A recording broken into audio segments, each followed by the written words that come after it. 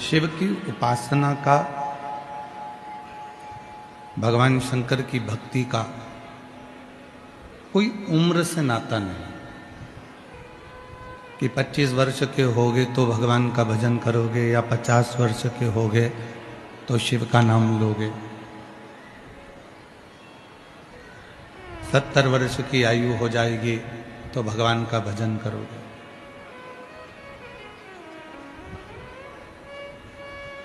उम्र कितनी भी हो, शिव महापुराण की कथा कहती है शंकर भगवान की साधना के लिए, ईश्वर की आराधना के लिए उम्र और समय नहीं देखा जाता। जिसको भगवान शंकर की साधना करना है, ईश्वर की साधना करना है, राम नाम, कृष्ण नाम, श्री नारायण, श्री हरि आदि का स्मरण करना है, उसको उम्र नहीं देखना, उसको समय भी नहीं देखना। आज व्यक्ति क्या करता है कि पहले उम्र देखता है कि अभी तो हमारी कमाने की उम्र है, अभी हमें भजन नहीं करना, अभी कोई हमारी साधना की उम्र थोड़ी ना है, अभी हमारी कोई उम्र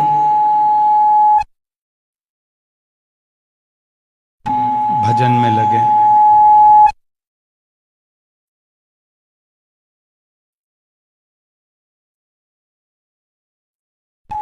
अभी हमारी उम्र कोई ऐसी नहीं हुई कि हम सत्संग में लगे, अभी हमारी उम्र छोटी है तो अभी हम कमाएंगे, अभी तो हमको कमाना है, अभी तो हमको एकाग्रित करना है, कमाने में लगना है। शिव पुराण कहती है कि शिव की भक्ति के लिए ना उम्र देखी जाती है ना समय देखा जाता, दोनों चीजें नहीं देखी। आप उम्र भी मत देखो और समय भी मत देखो। आवाज खुली है इधर, पीछे की भी आवाज खोलो, उधर तक सारे।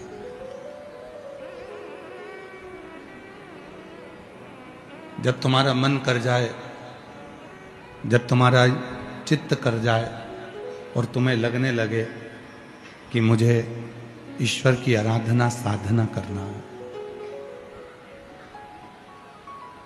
जब तुम्हारा मन लग जाए, जब तुम्हारा चित्त लग जाए, आवाज खोलो बेटा सब तुर गई, जब तुम्हारी चित्त वृत्ति में यह बात बैठ जाए कि हमें ईश्वर की साधना करना है, फिर हमें उम्र नहीं देखना।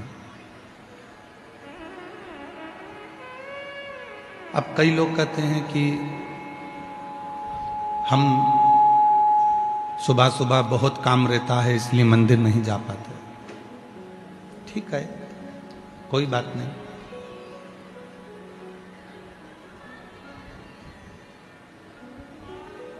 इधर पंडालों की आवाज खोलिए।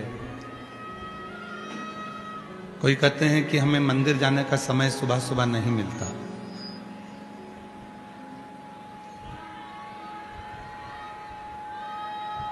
हम उनसे कहते हैं कि यदि जाने का समय नहीं मिल रहा,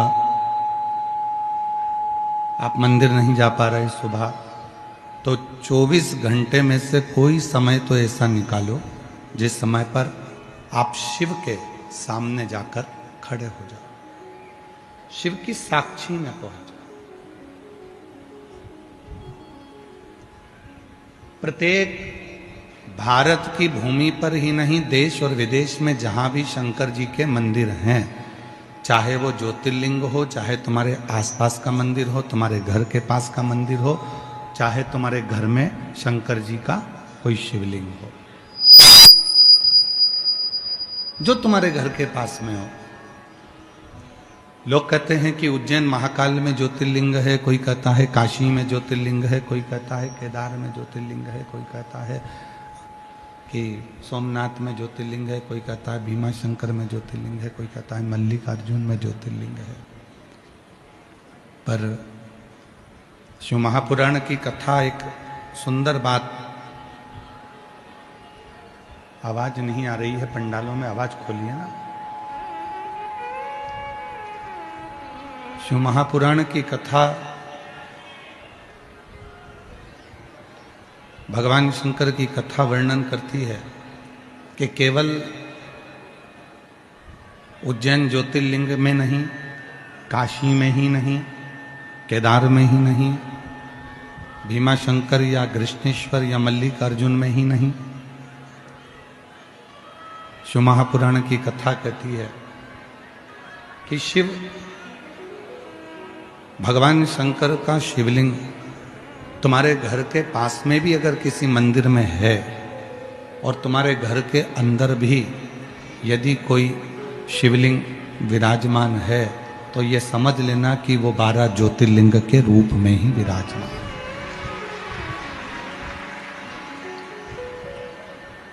वो 12 ज्योतिर्लिंग के रूप में ही विराजित है।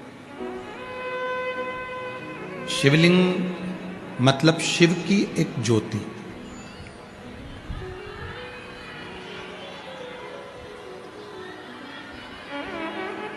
शिवलिंग मतलब भगवान शंकर की एक ज्योति। और वो ज्योति भगवान शंकर की वो ज्योति जो जीव को एक ऊर्जा, एक प्रकाश देती है। क्यों कहते हैं हम कि रोज प्रतिदिन भगवान शंकर के मंदिर जाओ, एक लोटा जल चढ़ाओ? क्यों कहा जाता है? क्यों कहते हैं कि मंदिर में जरूर जाओ, शिव को एक लोटा जल जरूर चढ़ाओ? क्यों? क्योंकि जब हम किसी भी शिव के मंदिर में जाते हैं तो अपने घर की जितनी नेगेटिवता है, जितनी भी नेगेटिव ऊर्जा है, हम जब भगवान शंकर के मंदिर में जाते हैं तो शिव को जब हम जल चढ़ाते हैं या शिव की साक्षी में पहुंचते हैं तो अपने घर की जितनी भी नेगेटिव है, जितनी भी गलतियां हैं, जितने भी गलत विचार हैं, गलत सोच है, वो हम शिव के मंदिर में जाकर भगवान शंकर को दे देते हैं और शंकर भगवान से उनकी ऊर्जा मांग कर लाते हैं और अपने घर में स्थापित करते हैं। अपने घर में स्थापित।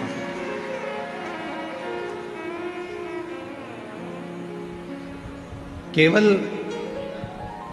भगवान शंकर के मंदिर में जाकर शिवलिंग की साक्षी में भी अगर हम खड़े हो जाते हैं, भगवान शंकर के मंदिर में जाकर शिवलिंग की साक्षी में भी अगर हम हैं, और कितना सुंदर कहा है, स्कंद पुराण में वर्णन मिलता है काशी खंड में। स्कंद पुराण का काशी खंड कहता है जहां शंकर भगवान का शिवलिंग विराजमान होता है, वहां से 100 हाथ की नपती कर लो। जैसे तुम्हारे घर में अगर शिवलिंग है, तुम्हारे घर के मंदिर में शंकर भगवान का शिवलिंग है, तो 100 हाथ की नपती करो। चारों तरफ 100 हाथ की नपती करोगे, उतनी जो दूरी है, उस दूरी में आप भूलवश भी यदि कोई हमसे पाप कर्म भी हो जाता है तो शिव उसको पुण्य में बदल देते हैं। भगवान भोलेनाथ उसको पुण्य में